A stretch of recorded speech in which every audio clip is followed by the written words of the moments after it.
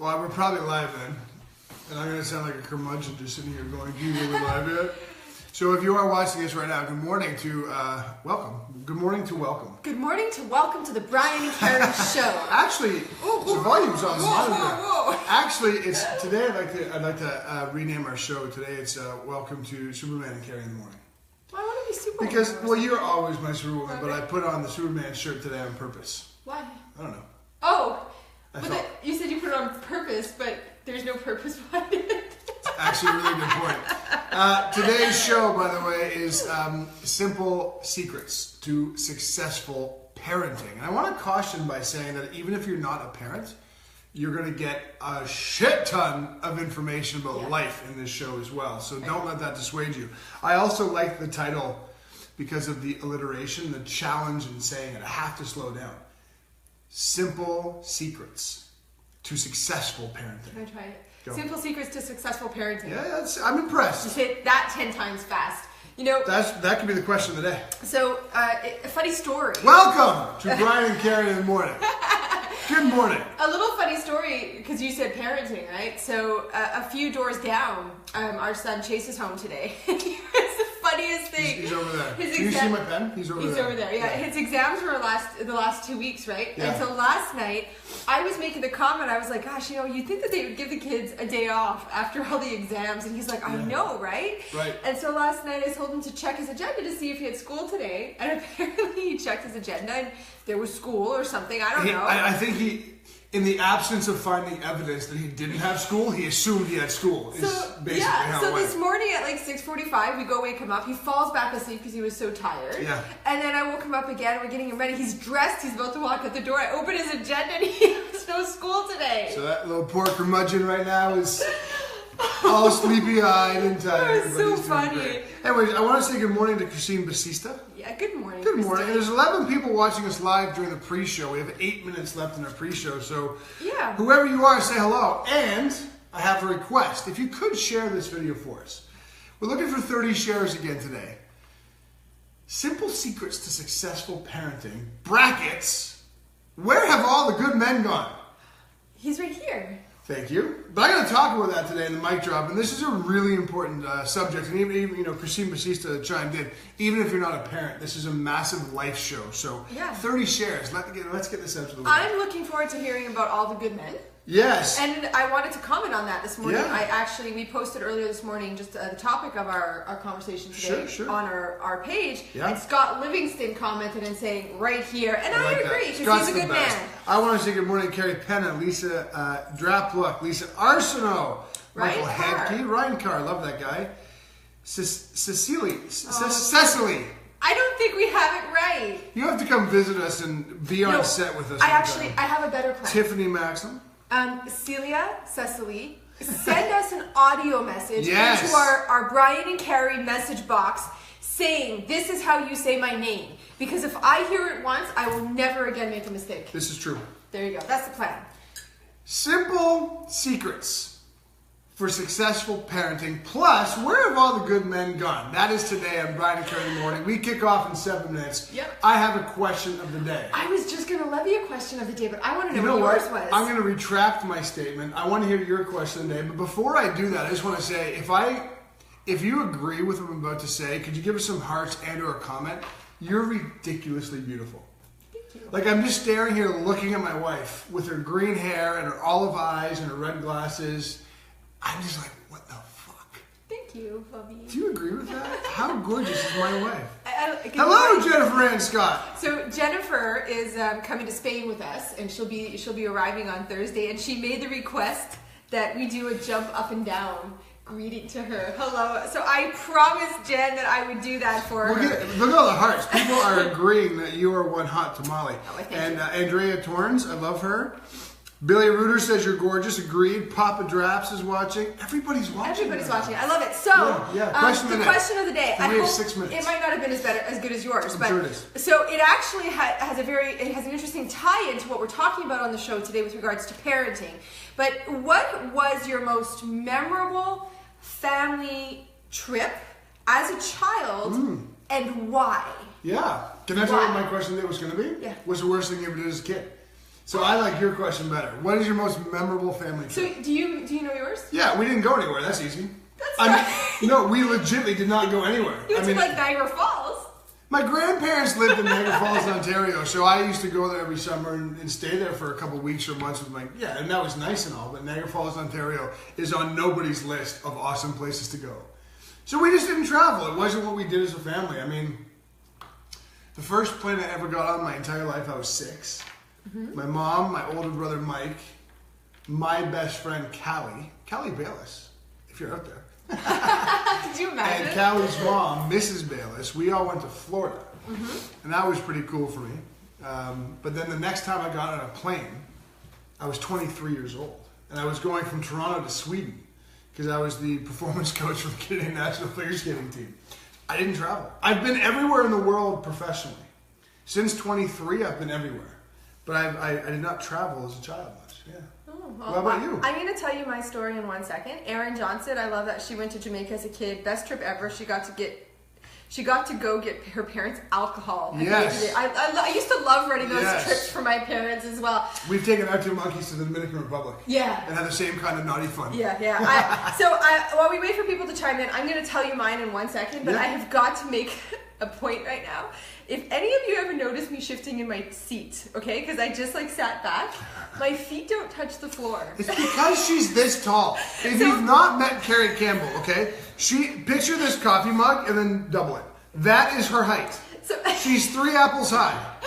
Her feet don't touch the ground. I just had to shift. I wanted to sit back, so I had to shift back, but then I have to prop my feet up on the little ledge underneath the table. So I'm good now. I'm good. Just want to say, Michael Hetke is taking his daughters to Disney this March. Oh, how That's fun! gonna be fun. Good for you. Good How for them. fun! Yeah. I traveled actually quite a great deal with my parents when I was a kid. But I was actually just reminiscing about this particular trip with you this weekend. We were skiers as kids. Yes. So which I don't get. My mom and dad decided we were going to drive to British Columbia from Quebec to go visit our family, and we were going to go skiing while we were there. But you have to appreciate this, okay? So we were in a 2-door Honda Civic. 3 kids, so me, my brother, and my sister, and we weren't little kids. We were I was 10, so my brother was 12 or something like that. Across the country with 5 pairs of skis, 5 pairs of ski boots, all strapped to the car, luggage for a month. Right. It was a nightmare, but awesome all at the same time. I'm painting the picture farther, and here's why. A 2-door Honda Civic. Right. Have you ever seen a Honda Civic? Have you ever been in one? They're tiny cars. 3 kids in the back, 2 adults in the front. That's my first thing. Second thing is, both of Carrie's parents at the time were smokers. Yeah. Which meant the windows were either cracked a little bit, so the Arctic air from the tundra of Canada was seeping into the car. Yeah. Or the windows were closed and the whole thing was being hotboxed, right? But for our friends who are not in Canada and don't necessarily know the geography of Canada, Canada is the second largest, geographically speaking, country in the world. Okay, it's Russia, then Canada. Canada is a monstrosity of a country. So here we are. Quebec, where Carrie lived, is over here. British Columbia is way over there. It was a 5-day trip. 5 days in a 2-door Honda Civic just to get there. Yeah. And then to get back. And I mean, the reason we drove was because my parents at the time, we couldn't afford to all fly. So it was the economical way to go, but absolutely. I loved it. I mean, I have such great memories from that. So. We're gonna start. We got 2 minutes left in the pre-show. Tiffany's chimed in that she loved taking beach trips with her mom, camping with dad, and I want to say good morning to Kimberly Rose. First time watching. Welcome to the show. Welcome to the community. You know what I haven't done yet, which we established on Friday. Who? Where my crewmates at? You are watching Brian and Carrie in the morning, which means you're part of the Brian and Carrie crew, which makes you a crewmate. Where my crewmates at? I want to give a shout out, and I cannot remember who it was who tagged us in this post. It was after our show on Friday. Yeah, it was was it Celia? Oh, I can't remember. Cecile? But whoever, a couple people have tagged us in the Brian and Carrie, hashtag Brian and Carrie crew. You win brownie points. Wow, that was a hard sentence for you. Brownie points. Michael Hetke, who by the way just chimed in with his who's, he also hashtagged crew. Yes, he did. On the weekend, so mad props. You guys are part of the crewmates, man. Love it. That's great. We are about a minute away from starting our show today. Remember the topic, simple secrets to successful parenting. Where have all the good men gone? But you do not have to be a parent to watch this show or get a lot out of it, because this is a lot about life, your life, irrespective if you have kids or not. So let's help spread this massively important word. We're looking for 30 shares today. I want to say one thing. We don't expect you to share our show. We want to earn the fact that you want to share it. So we'd love you to share right now, but once we get rolling, if you feel the impetus to share then, please do. Absolutely. Yes. And Celia, yes, it was you. Brian Right was on, right. see? A short-term memory, apparently. Well, that said, it is 10 o'clock in the morning, 10 a.m. Eastern, Brian&Carrie in the morning live right here from Montreal, Canada, 5 days a week, Monday through Friday, 10 a.m. Eastern. Our pre-show always starts at 9:50. That's when Carrie raps. I forgot to get you to rap today. We're going to get Carrie rapping tomorrow during the pre-show, specifically to Vanilla Ice. I could do Vanilla Ice really well. Right? So come back for that. Having said that, we always kick off the show with a little BG mic drop, and here it is. So, when you watch Brian&Carrie in the morning, what you may or may not know is that most of our shows, in fact, almost all of our shows, are based on conversations Carrie and I have. We take some notes, and we kind of structure things around. Today's show is not that. We just knew we wanted to talk about our simple secrets to successful parenting and not really build out a collage of specific points we wanted to make. So what you're going to see today is us just talking and making points and reference points and that kind of thing. But where I wanted to start was a shout out to my dad. Okay? Now, where have all the good men gone? When I was 6 years old, I had a broken arm and I was in a sling. And it just so happened that I was a big Toronto Blue Jays fan back then, the baseball team in Toronto. And it was autograph day at Exhibition Stadium, which means if you had tickets, you could go into the underbelly of Exhibition Stadium, and all the players were sitting there in this roped off place, and you could just funnel a line and go and see the players one at a time, and they'd sign your baseball or sign your pennant or sign your poster, and I was all about that. Remember, I was 6 with a broken arm, okay? Now, my older brother, Mike, he was 10, he was with me, and we were in line looking to get all of these autographs from our favorite players. My parents were somewhere else. They it's not their thing to go autograph hunting, so they let us line up. Well, they stood 15, 20 feet away and just let us have our moment. Well, at one point, and I won't ever forget this, some older man, I'd say he was probably in his 30s, cut in line between, in front of me and my brother. And I didn't really think much of it, to be honest, because I was 6 years old and the testosterone was not running through me back then. I just kind of accepted it for what it was, until I saw this man get summarily yanked out of line and some shouting ensued. I turned around to see my father, all 50 years old of him, talking to a man at least 20 years his junior, saying very calmly that if he had wanted to butt in line in front of his sons, he should have sought my dad's permission first, because he would not have received permission. The man then said to my father, "Don't ever touch me. You don't even know who I am." My dad said politely, "Well, then let's go outside and I'll find out who you are." You're laughing because you know my dad. It's a great story. My dad is now 85 years old. He's about 5'8", and I am 6'3", and I still would not stand toe to toe with my father. My dad is the kindest, most gentle man in the world until you do anything that resembles offending his bear cubs or his wife. Then you're going to see a side of my dad you don't want to see. Now, what's my point in all of that, especially as it relates to where have all the good men gone? My dad did not bark loud. He did not yell. He did not scream. He did not threaten. He was not an intimidating force.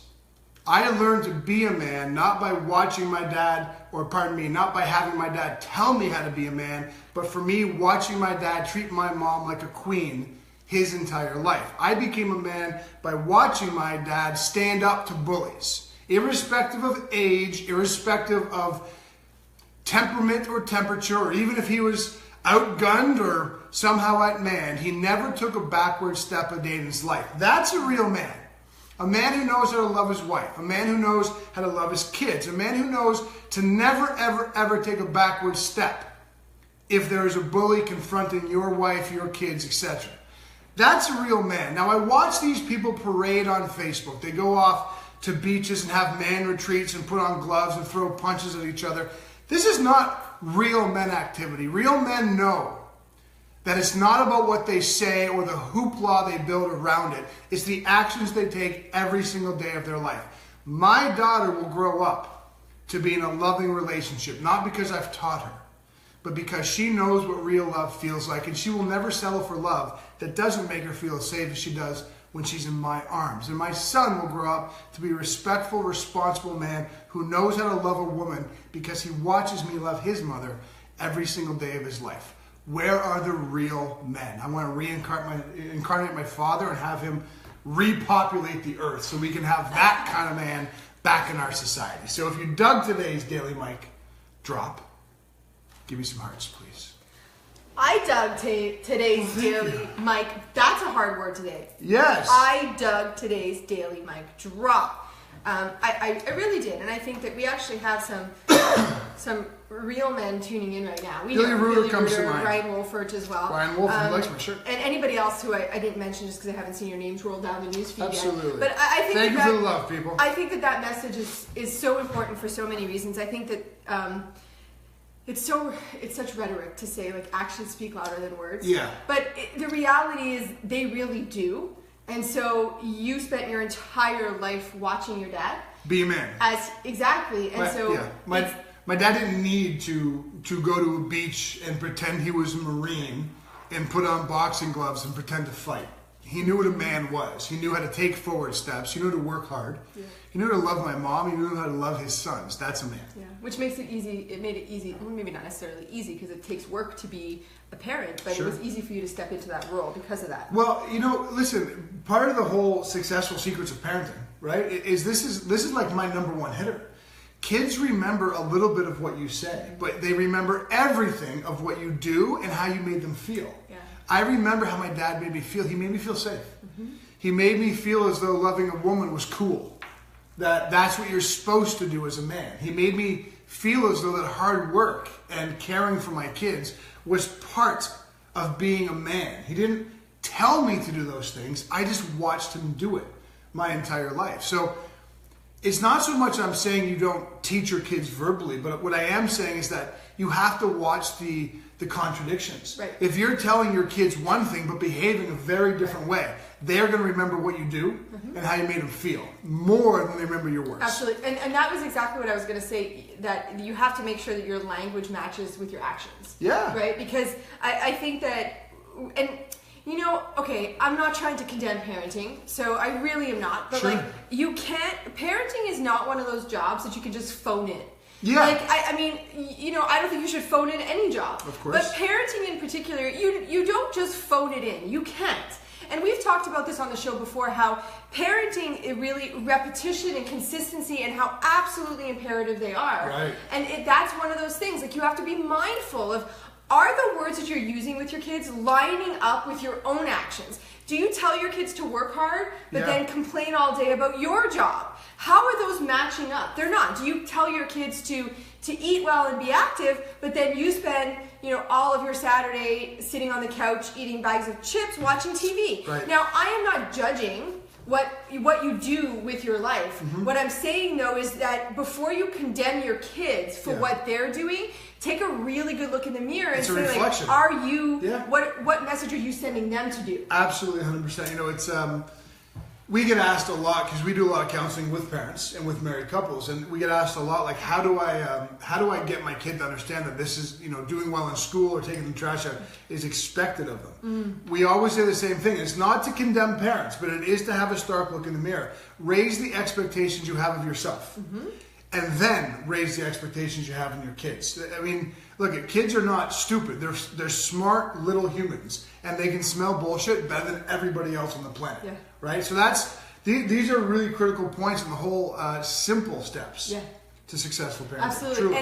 And there's actually a very specific reason why we decided we wanted to talk about this today. Yes. So let me share that, because it's actually really exciting. So as you know, or you may not know, we're leaving tomorrow evening for our retreat that we're hosting in Spain. Right. So we're leaving Tuesday, and we're going to be back next Monday. Now, we originally it was just Brian and I going. Yep. But then we, you know, a few things changed, and we decided that we actually wanted to bring the kids with us. So tomorrow evening we're leaving, all four of us, to go to Spain. Right. But like, here's the thing, okay? We're not leaving on a vacation. I mean, it's going to be enjoyable because life is great. It's Barcelona, Spain. You know, our kids are coming with us to a retreat where we're hosting 12 people from around the world who are coming for this like in-depth experience, and we can walk into that knowing that our kids are going to only add to the experience. Absolutely. Rather than be a hindrance or, you know, an annoyance to the people who are there. So much so that everybody who knows that they're coming receives it so well, and we're like, this is going to only add for me, you know? You know, it's funny. My brain is flirting to a topic related to school. Right? And I've talked about this before on Brian&Carrie in the morning, and I want to just kind of reframe this. I'm pretty much a big teacher backer.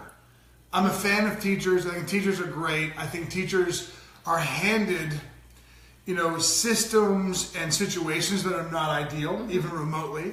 But I think for the most part, teachers are well-intentioned, good-hearted, wonderful people who do the best they can in a system that is 150,000% broken.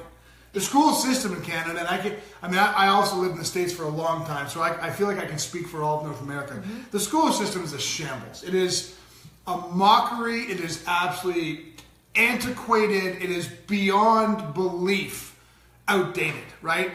Case in point, our daughter is in grade 6. She's doing the exact same stuff in grade 6 that I did 30 years ago. Yeah. You can't defend that. That's indefensible. Nobody can tell me, because it's still really good foundational information. It's a load of shit. I mean, the world has changed 65,000 times over the last 30 years. You know, like personal computers, as an example. That my child is still doing the exact same curriculum I did is a travesty. Now, I can't blame teachers for that, but the system itself is antiquated and broken. The reason I'm bringing that up is to say, we actually had a friend of ours saying, you're taking your kids to Spain. Don't you worry that they're going to miss 7 days of school? Do I fucking worry they're going to go they're going to go to Europe for the very first time in their lives to stay in a 15-bedroom villa and watch their parents work with 12 people to live the greatest lives those 12 people possibly can live. Yeah. They're going to contribute to the energy. Maya, who's a beautiful cook at only 11 years old, is going to help me prepare dinner every single night. Yeah, I'm going to stack that against some long division and a reading report. Yeah. No, I'm pretty cool with the kids missing school for 7 days for this. Yeah. Don't be hypnotized by societal bullshit. Yeah, when it comes to parenting, don't be hypnotized. Yeah. Do you know how many times we have been, what's the word, like... Stereotyped. Look at us. Tattooed freaks, green hair.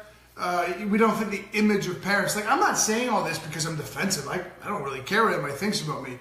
But think about what we're allowing into our homes as an influence regarding standard societal silliness. Right. Somehow a parent's capacity is questioned if they have tattoos. Somehow missing 7 days of school is an actual stress contrasted to going to Europe for the first time and being in an environment that's so uplifting and so nourishing and so incredibly life educational. Right.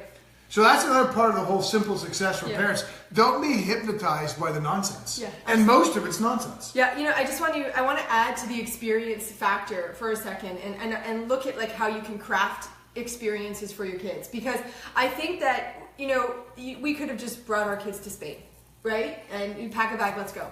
But we have been talking about it for 3 weeks. Like Maya, even though she hasn't quite figured out what day we're leaving yet, she has been beside herself that she told us yesterday. She was actually this weekend, she was Googling the place we're staying and she was looking at it. She's been learning Spanish. Like she goes on her iPhone and she's translating words to learn Spanish. Yeah. Her teacher has given her assignment where her teacher's actually is absolutely wonderful. She gave her an assignment she doesn't have to do any homework while she's away. What she has to do is she has to capture her experience in images. Right. And when she comes back, she has to present about it. Now, that's an example of a great teacher. Yeah. Right there. Absolutely, right? Yeah. So like I think that the whole reason I'm saying that is that like you can take any scenario and paint it into an experience that is full of teaching and learning and real value that your kids can get out of it, and I know I'm going to keep going here for a second, but I actually want to take that to the whole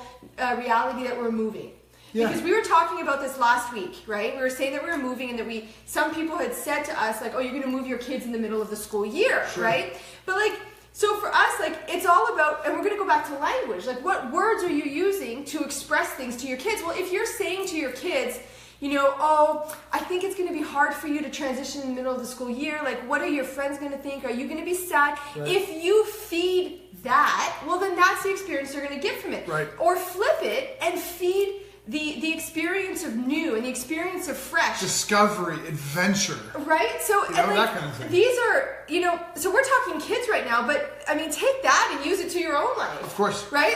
What story are you telling yourself about the experiences that you're embarking on? And to draw that back full circle, how much of that language that you use, et cetera, is being driven by the hypnotized force that you think is norm or common in society. We can't change our school during the school year. Why? Yeah. Give me a real reason why, unless of course you are going to indoctrinate the fear and concern of that into your kid.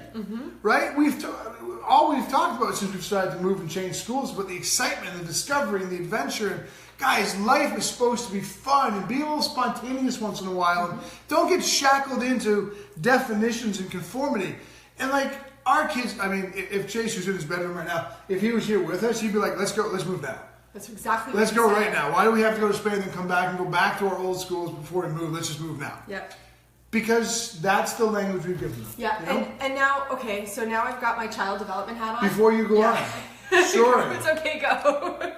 Are you enjoying today's show? We'd love to hear from you. Give us some hearts. Give us a couple comments if you're liking this show. Absolutely. Simple secrets to successful parenting, and where have all the real men gone? So, I'm going to wait for some hearts and maybe a couple comments. They're starting to stream in right now.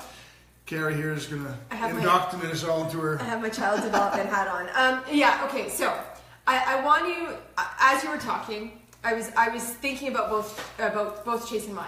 Yeah. And what maybe would be easily perceived, when they were 4 years old, as natural personality traits, right? And the reason I'm saying this is because I think sometimes parents have this conception that their kids are this way. Yeah. They're natural worriers. This is a really good point. They're naturally stressed. I'm framing this. Go ahead. Carrie's about to make an amazing point because I know where you're going.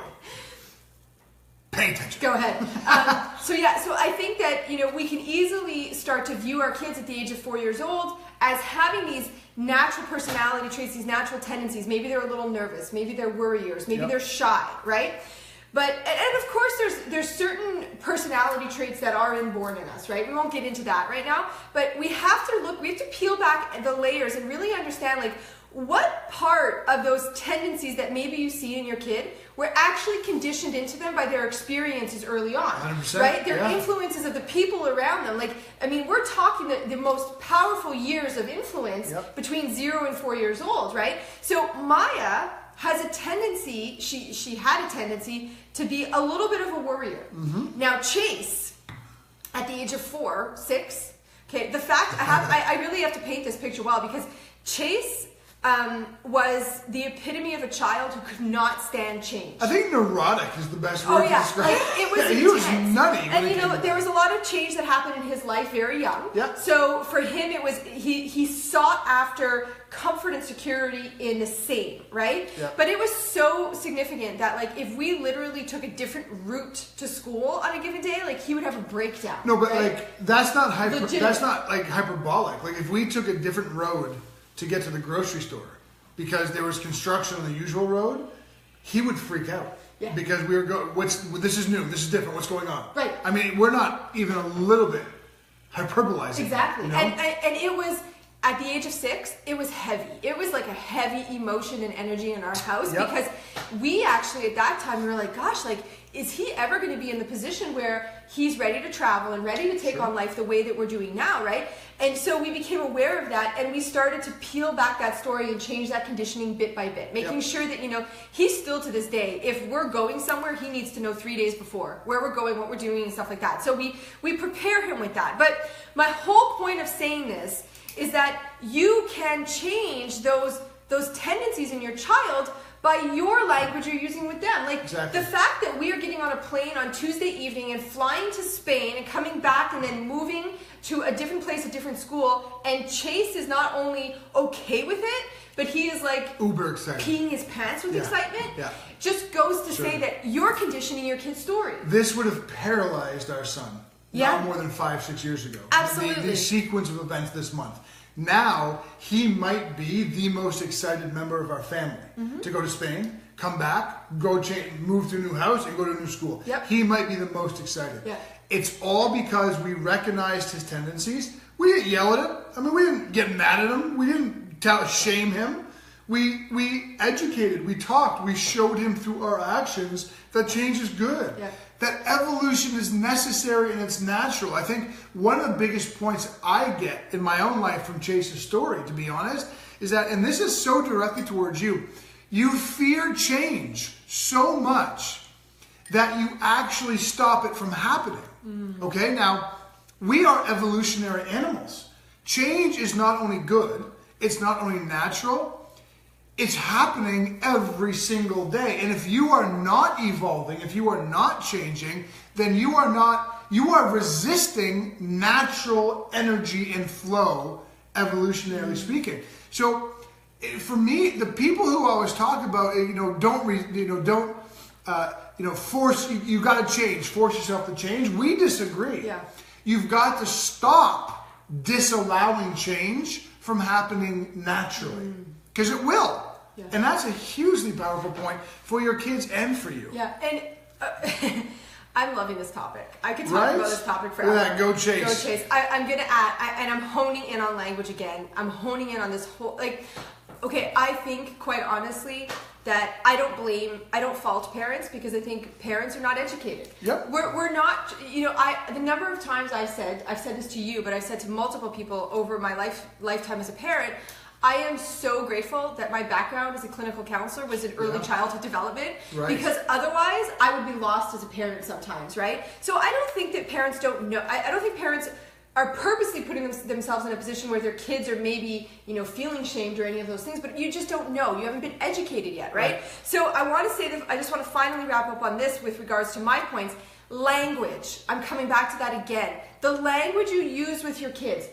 You can't tell a 6-year-old to stop worrying or don't stress out or why are you stressing out again or why are you lying? Like, that's doing nothing for your child. Your child doesn't know the answer to that question. Right. So we have to remember that these kids have not learned that yet. Use your language and your actions. Absolutely. Your actions in life to guide them and lead them. Yes. Can I give a very strong metaphor as my final point to what Carrie just said?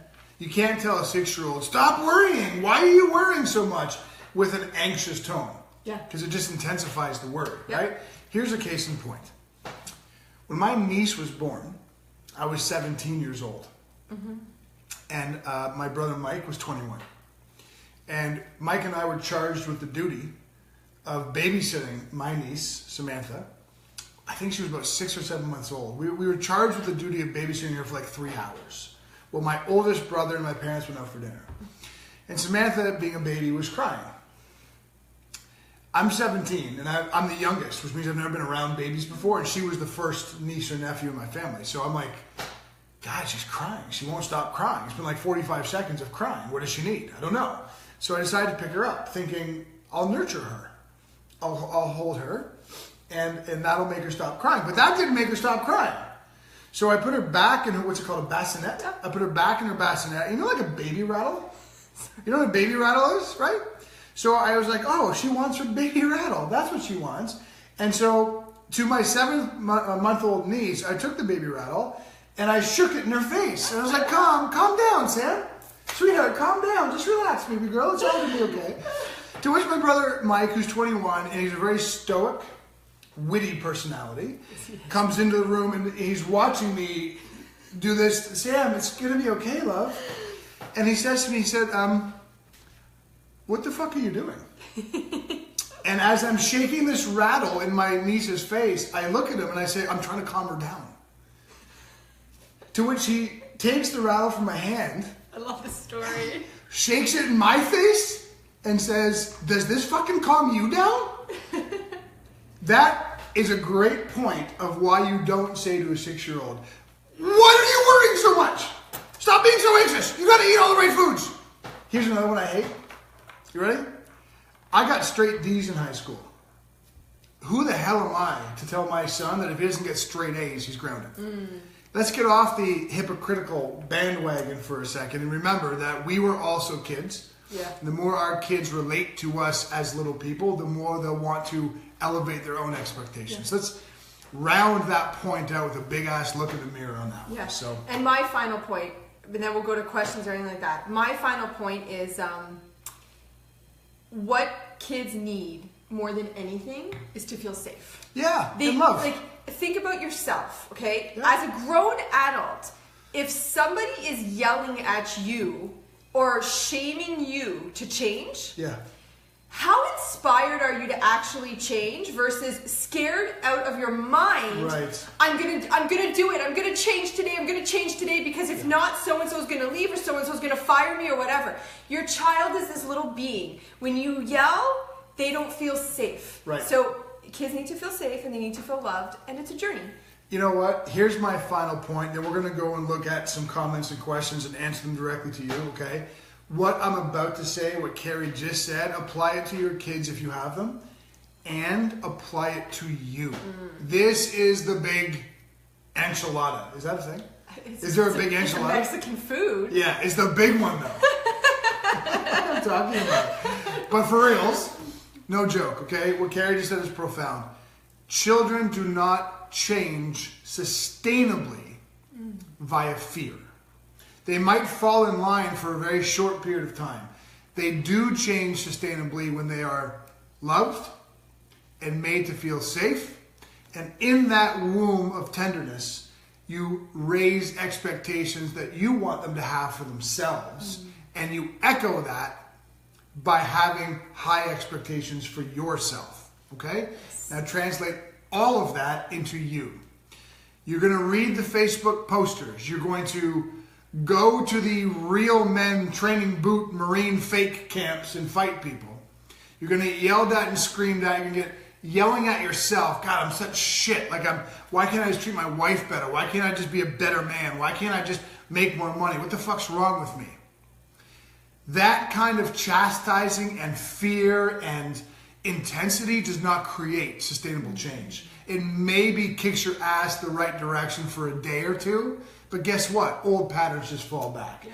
Even real men and adult women, everybody, we need to feel love. We need to feel safe. And from the bosom, the womb of that safety and love, we need to learn to raise expectations we have of ourselves. That is creating sustainable change. That should have been my mic drop. Well, it was like the end of the show mic drop. Right? Did y'all like that? Give me some love if you did. Michelle Chapman-Smith and Ryan Wolford are loving it. I want to say that I love what Billy said. I agree 100% of parents. Agree 100%. Most parents are unconsciously ignorant. You don't know. We're not saying Absolutely. You're an idiot. You don't realize that all this grounding and angry and your words are not as powerful as your actions. Yeah, I mean, and you want your kids to elevate their expectations, elevate yours. Yeah, and that's where, like, I think that's, and I think everybody who's watching will agree, that's where it does become your job, however, to get informed.